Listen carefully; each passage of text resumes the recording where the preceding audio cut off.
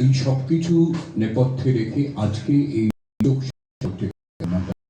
তুলে এটা সত্যি খুব বড় একটা।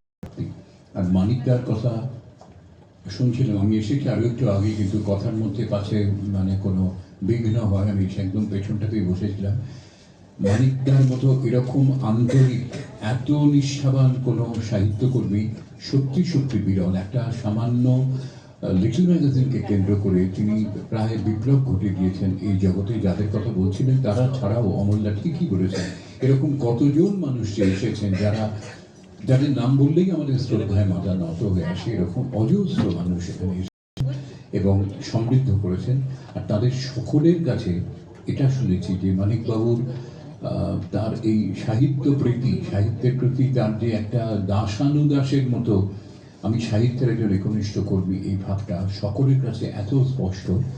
এবং দুই বাংলা মিলিয়ে মানিকদার নিজের যে অনুভূতি, আমার মনে হয় আজকে শারীরিকভাবে যতটা না, মানসিকভাবেও মানিক দেবা তার মতো মানুষেরা আরো অনেক বেশি বিপর্যস্ত সাম্প্রতিক পরিস্থিতির নিরিখে। ফলে তাদের এই দুঃখ বেদনা